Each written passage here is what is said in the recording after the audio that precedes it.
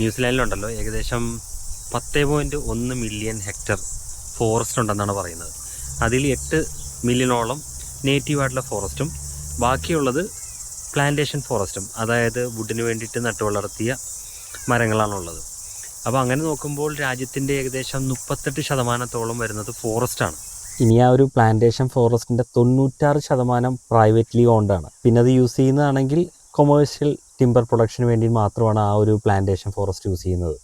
ഇവിടുത്തെ ആൾക്കാർക്ക്, മാവോറികൾക്ക് ഒരു പ്രത്യേക ബോണ്ടിങ് ആണ് ഇവിടുത്തെ ഫോറസ്റ്റിനോട് അവർക്കുള്ളത്.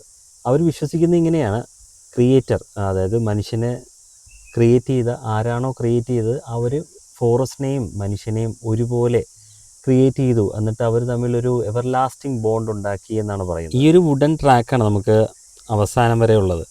ഈ ഒരു ചെറിയ ഫോറസ്റ്റ് ഉണ്ടല്ലോ, പണ്ട് 200 ഹെക്ടർ ഫോറസ്റ്റിൻ്റെ ഒരു ഭാഗമായിരുന്നു. ഇപ്പോൾ ആകെപ്പാടെ ഇത്രയേ ഉള്ളൂ കാണാനായിട്ട്. നമുക്കിതിൻ്റെ ഒരു പ്രത്യേകത അറിയണമെങ്കിലുണ്ടല്ലോ, ജസ്റ്റ് ഒന്ന് പുറത്തേക്ക് ഇറങ്ങി നോക്കണം. കംപ്ലീറ്റ്ലി ഡിഫറെൻറ്റ് അറ്റ്മോസ്ഫിയറാണ്. പുറത്ത് എന്താ പറയുക, ആ നോയ്സി, സിറ്റിയുടെ നോയ്സി അറ്റ്മോസ്ഫിയർ ആണെങ്കിൽ ഇവിടെ കംപ്ലീറ്റ്ലി ഗ്രീൻ ആയിട്ടുള്ളൊരു അറ്റ്മോസ്ഫിയർ. നമുക്ക് ഈ റൂട്ടിൽ കൂടി ഒന്ന് പോയി നോക്കാം. എനിക്കൊന്ന് ഓൾ ടുഗദർ ഒരു 40 മിനിറ്റ്സ് വാക്ക്, അത്രേ ഇതേ ഉള്ളൂ. ഈ കാണുന്നതാണ് മെയിൻ റോഡാണ് ഈ കാണുന്നത്. ചീവീടിൻ്റെ സൗണ്ട് കുറച്ച് എക്സ്ട്രീമാണ്. നമ്മുടെ സൗണ്ട് എത്രത്തോളം ക്ലിയർ ആവുമെന്ന് അറിയില്ല.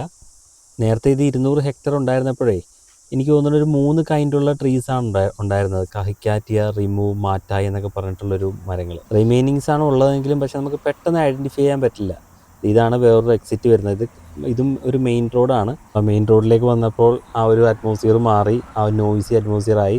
പക്ഷേ നമ്മൾ ഫോറസ്റ്റിലായിരുന്നപ്പോൾ ഒരു ഡിഫറെൻറ്റ് വൈബ്.